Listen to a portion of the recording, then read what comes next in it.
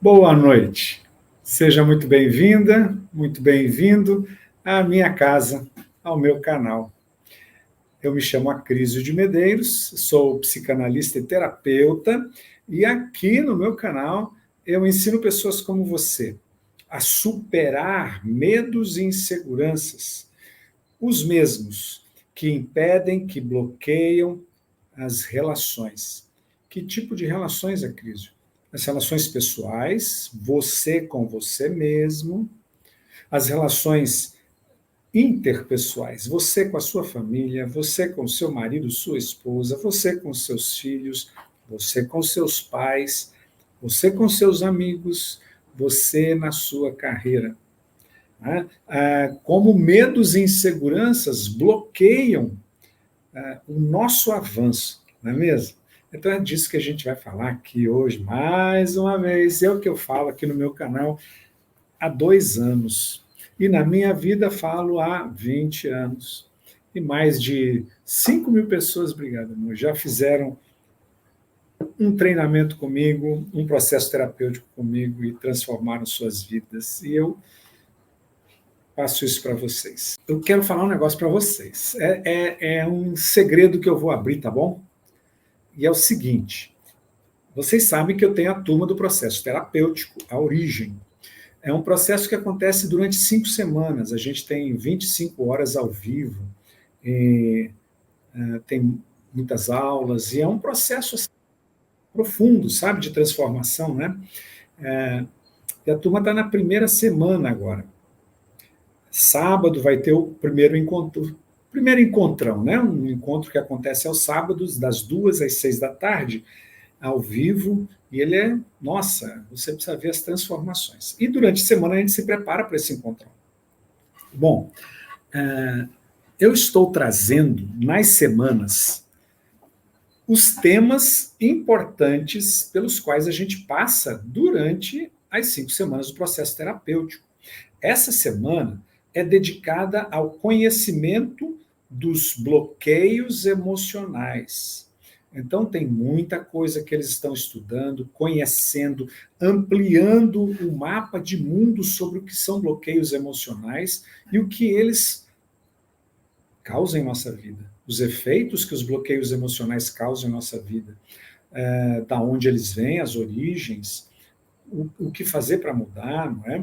Então, essa é a semana dedicada a bloqueios emocionais. Eu quero compartilhar com vocês um pouco disso, um pouco desse mundo nosso que a gente vive no processo terapêutico, tá bom? É uma janelinha, uma escotilha que a gente abre aqui para trazer um pouco dessa riqueza para vocês e engrandecer também ainda mais o processo terapêutico de cada um deles, né?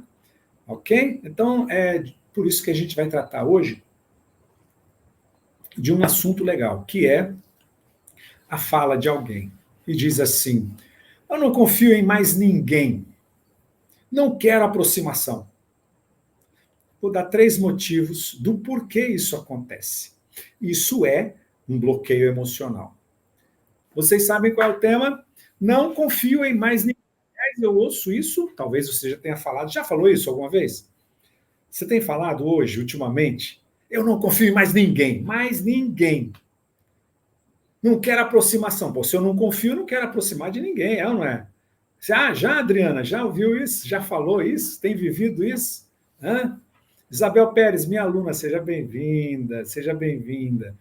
E o assunto é confiança, né? Confiança. Também, Adriana, olha só quantas vezes a gente diz isso. Eu não confio em mais ninguém. Não quero aproximação. O que acontece com a gente? Poxa, seres humanos, se a gente não quer aproximação, a nossa vida é uma vida de relações. Nós viemos ao mundo por relações. Nós crescemos por relações. E a gente diz: eu não quero mais aproximação, não confio em mais ninguém. O que está acontecendo comigo? Né? Eu me afastando das relações.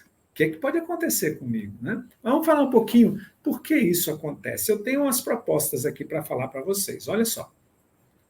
Bora falar então de relações desfeitas por causa de não confio em mais ninguém E relações evitadas. Né? Eu não estou falando aqui, quando eu falo de relações desfeitas, eu não estou falando de relacionamentos tóxicos, não, tá bom? De relacionamentos abusivos que deveriam ter acabado mesmo, né? Eu estou falando de relações que não precisavam ser desfeitas e que eu não desfaço porque não confio em ninguém, né? E relações que eu evito, sem conhecer eu evito. Nós vamos falar sobre isso. Nós vamos falar também sobre a perda da confiança, né? Esse é o tema. Se a pessoa diz assim, eu não confio em mais ninguém, perdeu a confiança. Confiança em quem? No outro, nas situações, não é só no outro, é nas situações. E nela mesma, em você mesmo, né? Olha só como é profundo isso, né? Um tema que não é restrito, não confio mais. Por que eu não confio mais? E olha, o pior de tudo é o castigo. O castigo imposto a você, que você se castiga por ter confiado um dia em alguém, não é? Você confiou, nunca mais eu quero fazer isso. Caramba, nunca mais vou me entregar a ninguém, nunca mais eu vou perdoar, nunca mais eu quero saber de voltar lá. Aí eu imponho um castigo a mim e ao outro. Eu quero castigar ao outro e, ao mesmo tempo, estou me castigando. Vou castigar meus pais, vou castigar meu marido, minha esposa, meus filhos, e etc. E tal. Vou castigar meu chefe. Nossa, quantas pessoas falam isso? Meu chefe não presta. Calma lá, meu. Vamos, vai devagar, né? Ai, ai. Então, deixa eu dar uma lidinha aqui. A Maria dizendo, vamos dar like aí, pessoal. Essa live precisa chegar para mais pessoas. Obrigado, Maria. Vocês sabem que essas ferramentas das redes sociais, elas só mandam um conteúdo se esse conteúdo é aprovado. E como o conteúdo é aprovado? Quando você dá um joinha, quando você toca 2 vezes na tela, quando você presenteia, quando você comenta, quando você pergunta, isso mostra a interatividade e mostra que o assunto é pertinente, que o assunto faz crescer. Agora, eu podia fazer aqui, tic-tac, tic-tac, tá, tá, tá. Como é que era isso, né? O maior campeão de visualização no mundo, não é mesmo? Você assiste vários tic-tac, tac, tac, tac, tac, oh, não é? Quantas vezes você assiste isso? Ganha o quê? Em que você cresceu assistindo tic-tac, tic-tac, tac, tac? O que você ganhou? Mas as ferramentas das redes sociais impulsionam cada vez mais, porque você dá um like, dá um joia. Mas um assunto que fala sobre não confio em mais ninguém, não quero aproximação, vou te dar 3 motivos para por que você faz isso, não vai para frente. Por quê? Não me interessa. O que me interessa então? Não é? Vamos continuar na bestialidade, né? Meu Deus do céu, mas não é você, não é você. Vamos lá. E a Sandra disse assim: os meus bloqueios emocionais vêm tudo da minha infância, pois eu tive um pai alcoólatra e agressivo, pois ele chegava em casa bêbado e fazia um verdadeiro campo de guerra em minha casa. Acredito nisso, Sandra, eu acredito nisso. E olha, muitas vezes essas dores concretas, que são dores unânimes, pais alcoólatras, e às vezes mães também, né? Drogados, violentos, promíscuos, né? Mãe que, ao se separar, trazia homens para casa, mães que, ao se separarem, fazia a filha ter relações sexuais para trazer o dinheiro para casa. Não é? Então, essas são situações unânimes de sofrimento, não é? Não tem como discordar disso. Agora, algumas coisas ficam obscuras na gente quando não são coisas assim tão unânimes, quando são disfarçadas, quando os pais trabalham demais e deixam os filhos sozinhos. E às vezes não deixam sozinhos, deixam com babá, empregada, tem 4 empregadas, babás, turnos de 6 horas, trazem tudo, mas não tem os pais. Não é? É um abandono emocional dos pais. Né? Isso marca. E às vezes não precisa ser algo contínuo, não. às vezes um acontecimento marcou definitivamente a vida daquela criança que se torna um bloqueio emocional, né? Então, vamos dar continuidade aqui. Não sei. A Cleide dizendo assim, não sei, mas sofri várias coisas na infância que hoje não sei mais quais delas foram exatamente, sabe? Tá. É preciso um encaminhamento para você poder clarear, porque no passado as coisas ficam muito misturadas, as experiências ficam misturadas, a distância do tempo apaga um pouco, apaga do nosso consciente. Mas se você tem um trabalho que leva você a tirar essa poeira, você descobre. E ao descobrir, você pode fazer alguma coisa com isso. Se você tem um encaminhamento legal, você consegue ressignificar isso, trazer novos significados para essa experiência do passado, e você entender que aquilo foi parte do passado e não é mais parte do seu presente. Não é? Isso. Então, vamos lá. Bom, você vai conhecer, então, aqui, hoje, se eu conseguir, 3 motivos óbvios para você dizer isso. Eu não confio em mais ninguém, eu não quero mais aproximação. 3 motivos óbvios que todos vão dizer. Você vai conhecer 3 motivos que você não se atenta para eles e que eles estão aí. E você vai entender um único motivo por trás de todos esses. Segura. No final da live você vai conhecer o único motivo por trás de todos esses motivos que fazem a gente dizer: eu não quero mais confiar em ninguém. Só que ninguém, eu faço parte dessa turma toda, né? A Júnia está dizendo, para eliminar traumas de infância é só com psicanalista? Não, não é só com psicanalista não, tá bom? Um bom terapeuta, um bom processo terapêutico vai te ajudar, tá? Não é só com psicanalista, um psicólogo também, não é? Tá bom? Vamos lá, existem muitas nuances, Júnior. Não é só saber, tem gente que fica sabendo do trauma de infância. Como a colega Sandra disse, meu pai era alcoólatra, fazia um campo de guerra em casa, mas o trauma está lá. Então não adianta só saber, tem que curar isso, né? A Érica, psicanalista, não consigo confiar em ninguém, sofro muito com isso. Ok, esse é o nosso tema, né, Érica? Isso. Vamos lá, então. Bom, 3 motivos óbvios, que eu vou dizer, eu vou passar meio rasteiro, porque já que ele é óbvio, né? Então, ó, primeiro, experiências negativas. E elas não precisam ser do passado, da infância apenas. Elas podem ser do presente, de um passado próximo. Como, por exemplo, traições, né? Abusos emocionais, abusos físicos, né? Experiências negativas que você viveu, né? Pô, fui traída. Traída, meu marido me traiu com a minha amiga, minha melhor amiga. Imagine a pior amiga o que faria, Ana. Então, isso é uma experiência negativa. Então, isso é um motivo óbvio para você dizer: eu não confio mais em ninguém. Marido e melhor amigo, olha só, não é mesmo? Não confio mais em ninguém, mas não é assim a história. Mas calma, vamos com calma, que o andor é de barro. Segundo motivo óbvio, medo de ser vulnerável. Poxa, eu tenho medo de me machucar de novo, Acrísio. Tenho medo de me machucar de novo. Eu não sei lidar com as emoções.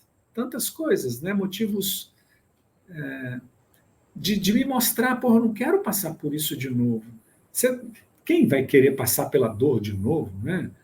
Masoquista, né? A Alda está dizendo, já sou o contrário, eu confio nas pessoas, sigo assim, porque confiança é como a fé. Tá. Ok, Alda, beleza. São 2 instâncias diferentes, Alda. A fé é diferente de confiança, né? Você não vê Deus, você acredita que ele esteja aqui. Você não vê, é algo interno nosso. Mas você vê o seu marido, o seu filho, você vê um governante, você vê uma amiga, você confia na pessoa que você está vendo por várias coisas, não é mesmo?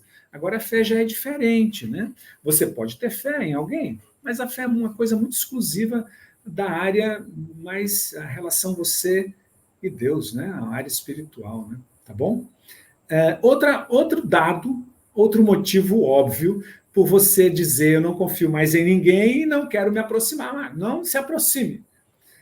O isolamento social que vem às vezes da timidez, vem da inexperiência, vem do não saber o que vai acontecer, eu tenho medo do que vai acontecer, né? Então, o isolamento social, eu me isolo tanto que se torna um motivo para não confiar. As minhas experiências já fizeram isso comigo, né? Tá. Então, esses foram os 3 motivos óbvios que eu disse que eu ia passar rasteiramente por eles, tá? A Cida está perguntando se criar expectativas demais na pessoa. Criar expectativa demais na pessoa faz isso? Sim, você cria. Olha, gente, não existe alguém perfeito. Você que me ouve, ou eu, nós não somos perfeitos, não é mesmo? Então, endeusar alguém, colocar alguém em cima do pedestal, acreditando que ela não erra, nossa, você está até empurrando a pessoa para fazer algo, para dizer, olha, eu não sou isso não, né? Isso, tá bom. A Sandra, vocês esperam um pouco, porque meu celular está me dizendo que o sistema não está respondendo. Bom, ok, vamos lá, vou esperar você, Sandra. Vamos lá. Bom, 3 motivos que você não se atenta, presta atenção. Talvez você não está prestando atenção nisso e é por isso que você continua sofrendo. O primeiro, medo do desconhecido. Né? Você tem uma ansiedade pelo que pode acontecer. Né? O que vai acontecer se eu me aproximar dessa pessoa? O que pode acontecer se eu confiar nos meus pais de novo? Eles vão querer abusar de mim? O que pode acontecer se eu confiar no meu marido de novo? Ele vai me trair novamente? Uma pessoa que eu achei muito bacana a atitude. A esposa disse: meu marido está me traindo. E eu disse a ele: eu não quero mais. Nós temos um filho pequeno. Eu não quero mais continuar com você. E ele disse: eu não quero me separar de você. Então mude. Procuro a crise. Então tá bom. E ele disse de coração aberto: eu não quero mais. Eu não quero mais fazer isso. A traição era virtual, não tinha nada de presença. Mas eu não quero mais. E ele começa a descobrir os motivos pelos quais ele tinha essa tendência. Nossa, ele foi buscar isso na família. Vovô era assim, papai era assim, e ele começou a se descobrir, e ele descobriu tanta coisa. Disse a Cris: eu não quero mais. Só que tem que se cuidar. Eu disse a ele: se você não ficar atento, os hábitos, a facilidade, nós vamos falar disso, a zona de conforto leva você para o caminho que você estava acostumado a fazer. Então, cuidado. Medo do desconhecido faz com que você fique na zona de conforto, ainda que ela seja uma zona de conforto dolorida para você. Como assim, a crise? Sozinha, não tem ninguém, acima de 50 anos de idade, sofre. Estou enterrada numa cama, dentro de um quarto, não quero sair, não quero ver ninguém. Esse é um lugar dolorido, ou não é?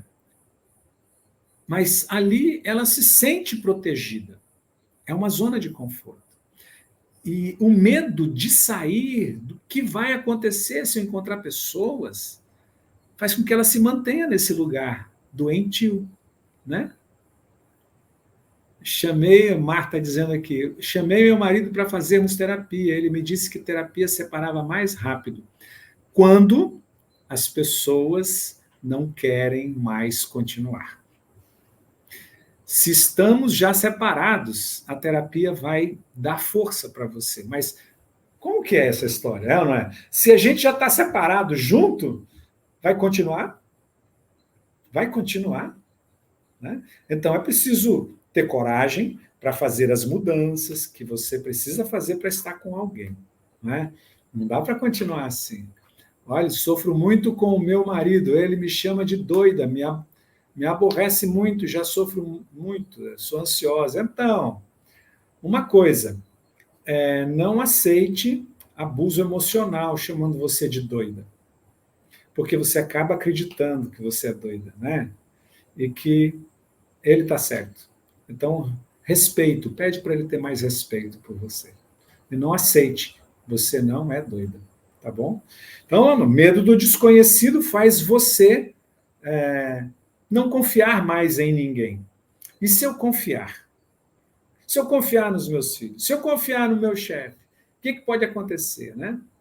Segundo motivo que você não se atenta, gabaritos familiares. E o pessoal do processo terapêutico, meus alunos, vão entrar daqui a 2 semanas nos gabaritos familiares, que são maiores do que crenças. Eu acredito nisso. Eu acredito, como minha mãe dizia que eu me parecia com meu pai, e eu continuo me parecendo com ele. Isso é uma ideia que colocaram aqui. Não é? Gabaritos que eu mesmo formei sobre mim, que eu sou fraco, que eu não dou conta, que eu sou doente, que eu não consigo, que tudo é difícil, né? Que eu não sirvo para relacionamentos, que eu vou me dar mal, que eu sou louca. Isso não é do agora. Isso é de antes, gabaritos familiares. E o que eu devo fazer? Prestar atenção nisso. Mas você não presta atenção porque é algo que está lá no seu inconsciente. Os gabaritos é como se fosse o GPS ligado, dizendo vai para aquele lugar e você vai. E aí você entra numa estrada de chão que você não queria ter entrado. Entende? Não espero nada de ninguém, não crio expectativas apenas para o meu marido, mas com os 2 pés. Ok, isso aí, Eliana, muito bem. Vamos em frente. Os 3 motivos que você não se atenta. E o último é a busca por controle. Você quer buscar controle a todo momento, e por isso você não confia em ninguém. Não é? E não é só isso. Se você descer em detalhes, por exemplo, pede para seu marido fazer alguma coisa, mas você não espera ele fazer, você vai e faz. Pede para sua esposa fazer alguma coisa, você não espera ela fazer, você vai e faz. Pede para os seus filhos, você não espera eles fazerem, você vai e faz. Você pede para um funcionário, você não espera ele fazer. Quando é que você vai confiar nas pessoas? Só você sabe fazer, você é perfeita. Não é? O perfeccionismo faz isso. E uma autocrítica excessiva faz você dizer: eu não confio em ninguém. Não é que você não confia em ninguém. Você não aceita que as coisas sejam feitas de uma forma diferente da sua. Não é mesmo? Quantos conflitos surgem em, em empresas, em casa? Nossa, eu me lembro. Caramba, você sabe que eu e minha esposa querida, idolatrada, salve, salve, construímos a nossa casa, nós dois sozinhos, né? Nós dois, tijolo por tijolo. E ela tem um perfeccionismo assim exacerbado, ela quer fazer daquele jeito. E ela dizia: eu quero que você ponha o prego aqui. Ela colocava o dedo, eu tinha que pôr o prego ali, naquele lugar. Não podia pôr um dedinho fora, não, era naquele lugar, né? E aí, às vezes, isso gerava conflito entre nós, né?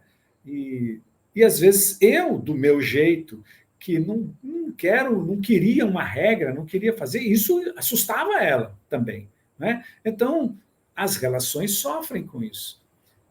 Se você é de um extremo ou de outro, perfeccionista ou zero de cuidado, nossa, isso vai trazer para uma relação conflitos, não é?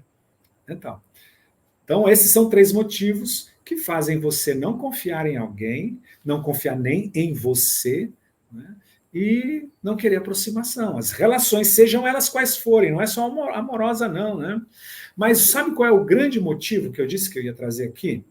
O grande motivo para não confiar mais em ninguém tem um grande motivo.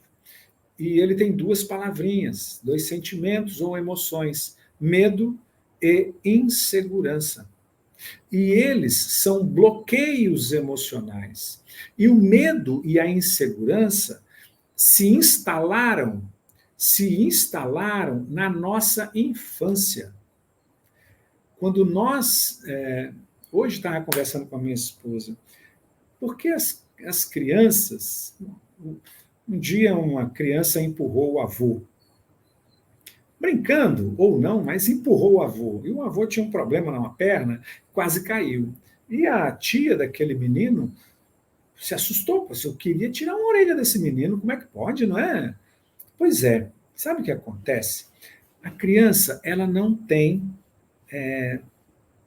elaborações mentais. Nós chamamos de cognição.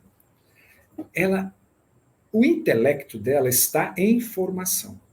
Ela não tem experiências e ela não tem capacidade cognitiva de pensamento, de pensar em resultados, em consequências. Agora imagina a gente lá na infância, assim. E como nós fomos cuidados, como nós fomos orientados.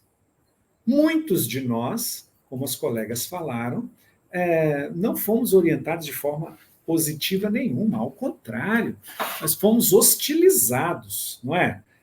Eu me lembro tantas coisas. Eu descobri há pouco que quando me tiram de algo que eu estou fazendo, eu fico muito nervoso.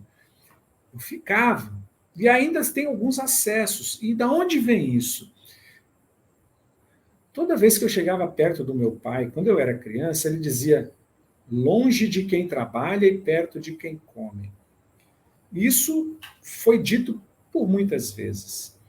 Eu aprendi que quando a gente está trabalhando, ninguém deve interromper. Já pensou isso? Isso fica no... É o radar, sabe? O GPS funcionando. E, nossa, alguém vem conversar comigo quando eu estou focado numa coisa, meu Deus do céu, eu explodia, mas nunca entendi por que isso acontecia. Porque não fui orientado. Não fui orientado de uma forma adequada. Não tive apoio intelectual na formação da minha da barreira para o emocional e para o instintivo. Que barreira é essa, Cris? Os pensamentos. Olha, não empurra o seu avô porque ele tem um problema na perna, ele pode cair e se machucar. Primeira coisa.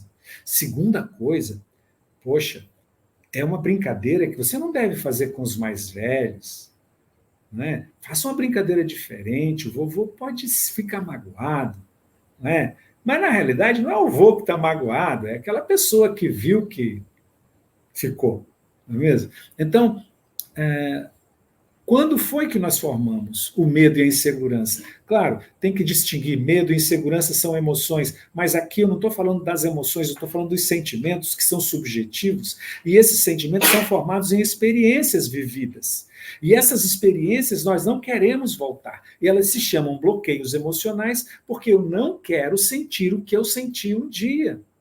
Não é que eu não confio, é que eu não quero sentir a dor do que eu vivi. E não hoje, vivi lá no passado, quando os meus pais, quando o meu pai chegava bêbado e batia, fazia um campo de guerra, quando minha mãe prometia para mim algo e nunca me deu.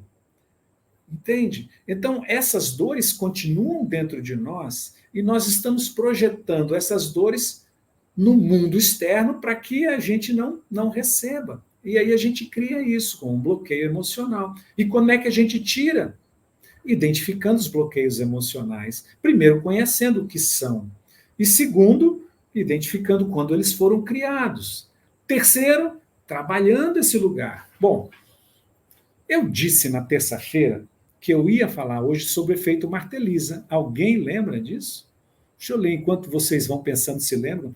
A Sandra dizendo: eu, além de ter depressão e ser ansiosa, minha família vivia me criticando e me condenando por algumas coisas que eu fazia, às vezes ainda faço. É isso, Sandra. Mas tem como mudar isso, sabe? Primeira coisa, Sandra, entender, acolher esse momento do passado. Isso aconteceu. Isso faz parte da minha história, da minha vida, das minhas experiências, estão marcadas em mim. Ok, eu acolho o meu sofrimento. Ok, meus pais, vocês fizeram só o que vocês sabiam. Ok. Agora, hoje, eu sou adulta. Eu cresci. O que eu quero fazer com essas coisas? que eu vivi e que estão me engatilhando no dia de hoje, fazendo com que eu seja uma pessoa da qual eu não me orgulhe, que eu seja uma pessoa diferente da que eu queria ser. Entende? Então, duas pessoas que eu lembro disseram, três pessoas disseram, eu lembro, efeito Martelisa. Se lembrou, Lucilena. Lembrou também. Ok, Carlos também. Então, vou dizer, sabe uma das coisas que nos livra de bloqueios emocionais? É o efeito Martelisa. Porque bloqueio emocional é algo dolorido, né? Quando eu tinha 10 anos de idade, a prima do Carlos Eduardo, que morava na casa dos fundos de casa, apareceu pela primeira vez. E eu vi aquela menina, era linda, chamada Marta Elisa. Nossa, que menina linda, 10 anos de idade, né? Aí escrevi uns bilhetinhos lá e mandei para o Carlos Eduardo entregar para ela. E ela escreveu os bilhetinhos de volta para mim. Bom, isso é na cidade de Campo Grande, Mato Grosso do Sul. Eu tinha 10 anos de idade. Por sorte, meu pai tinha carro, né? Ia me levando para a escola, eu ia para o trabalho e eu fiquei sabendo onde é que a Marta Elisa morava, do outro lado da cidade. E eu comecei a marcar. Todo dia que saía com meu pai, ou com os tios dela que iam na casa dela, eu marcava o caminho, 10 anos de idade. Na casa ao lado da minha casa, tinha um cachorrinho, Tiquinho, ou cachorro bravo. Eu não sei se ele era bravo ou se ele tinha raiva de mim. Toda vez que eu passava para ir comprar pão na padaria de baixo, padaria Sol Nascente, de um japonês. Japonês. Eu ainda vou lembrar o nome dele. E esse cachorro corria atrás de mim. Meu Deus do céu. Era a primeira barreira que eu tinha que transpor. Certa vez, caminhando com meu pai, indo para a cidade a pé, nós passamos na beira de um córrego, na ponte, córrego Segredo. E, nossa, para mim, criança, era fundo, perigoso. E um dia eu queria ver a Marta Elisa. 10 anos de idade. Mas como eu ia na casa da Marta Elisa sozinho? Aí, quando eu falava isso, como eu ia? E eu pensava em todas as dificuldades, os medos, a insegurança, as barreiras, o cachorro, o córrego, os guardas na cidade, a distância, meu pai bater em mim, minha mãe desesperada. Tudo isso eram bloqueios emocionais em mim, que me fariam desistir. Quando vinham esses pensamentos, eu olhava para cima e imaginava o rosto da Marta Elisa. Era moreninha, com as pintinhas, uma franjinha, né? E eu ficava feliz da vida e eu esquecia aquelas dores. E eu dizia, eu vou lá na casa dela. E um dia eu resolvi fazer isso. Eu vou lá na casa da Marta Elisa. E o medo? Aparecia o medo e eu olhava para cima, imaginava a Marta Elisa e a força vinha novamente para vencer os medos. Passei na casa da vizinha, Dona Rosita, e o cachorro não veio atrás de mim. Primeiro obstáculo vencido.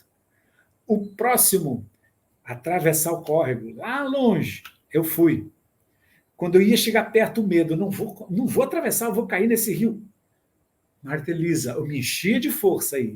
Os guardas, cada vez que o medo se apoderava de mim, Marta Elisa, e eu me enchia de força de novo. Eu cheguei na casa dela. Quem que eu vi na casa dela? A mãe dela. Não foi a Marta Elisa. Mas eu vi, eu cheguei, eu venci meus obstáculos e eu voltei. Consegui voltar em casa. Meu pai até hoje não soube. Bom, ele já faleceu, mamãe também já faleceu. Né? Mas desde aquela época eu guardo esse aprendizado. Quando eu quero vencer grandes obstáculos, como o medo de confiar, eu olho para o meu desejo, para o que eu quero, para o que me faz feliz, para o que me dá força. E é isso que eu faço. Esse é o efeito Marta Elisa. Bom, eu aprendi com o passar do tempo, que isso é um estudo feito, né? Que você deve olhar e para os seus objetivos, e não só olhar, mas sentir o que os objetivos positivos trazem. Algumas pessoas dizem, eu fico triste, e só fica olhando para a tristeza. Não olha nada de bom mais. E fica enterrado no problema, no cachorro da vizinha, no córrego, no guarda. Fica olhando para o problema. No problema não há solução. No problema não há solução. A solução está no que você deseja conquistar. Ah, mas a crise, mas vai ter dificuldade, vai ter o cachorro, vai ter o córrego. Mas se você não enfrentar, você nunca vai saber se você é capaz ou não. Você tem que ir. Né? Hoje estamos, eu e minha esposa, querida e idolatrada, salve, estamos aqui em Taipu de Fora, em Maraú, na península de Maraú, na Bahia. Para chegar aqui foi difícil. Foram 1.400 quilômetros, 2 dias de viagem, os últimos 90 quilômetros só buraqueira. Mas nós estamos aqui, vencemos, para ficar até dezembro. E o medo? E o medo? O que pode acontecer com os nossos parentes, os pais da minha esposa, sozinhos lá em Unai, em Minas Gerais? Né? Se acontece alguma coisa, poxa, se eu não der um passo, eu não consigo conquistar nada. Bom, se acontecer alguma coisa, a gente volta. Não é? Então, quando você quiser confiar e voltar a viver, porque voltar a viver é uma questão de confiar primeiro em você. Efeito Martelisa. Pensa no que você quer conquistar, mas não só pensa, sente o prazer, a força, os sons, o que as pessoas vão dizer, o que você vai ver. Nesse domingo, eu vou pela primeira vez numa pesca em alto mar. E essa pesca vai chegar no precipício do oceano de 400 metros de profundidade. Diz que a água é azul. Né? Eu vou lá pela primeira vez. E aí eu vou contar na terça-feira. Se eu conseguir voltar de lá, vou contar como é que foi. Mas se você não sonha, se você não deseja, se você não quer, você vai ficar no seu quarto, na sua cama, vai ficar nas dores, vai ficar na morte.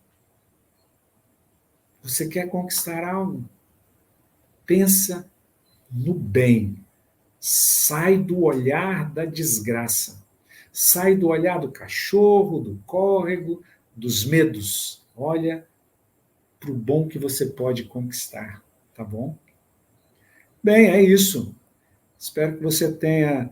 eu tenho mais alguma coisinha que eu não devia ter parado de falar, aí é bem rápido. Como superar medos e inseguranças? Conhecendo os prejuízos que os medos e inseguranças trazem. Eu nunca ter chegado aqui, eu nunca ir conhecer o mar, nunca ter me desafiado chegar na casa da Marta Elisa.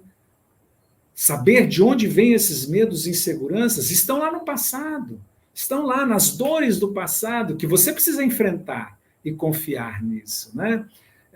Entendendo as forças que o medo e a insegurança têm. Ele tem força, e você diz, eu não tenho força. Tem sim, a força do medo e insegurança que isola você do mundo. Você tem muita força para ficar na cama, você tem muita força para ficar trancado em casa, você tem muita força para dizer eu não confio. Usa essa força para o seu bem. Né?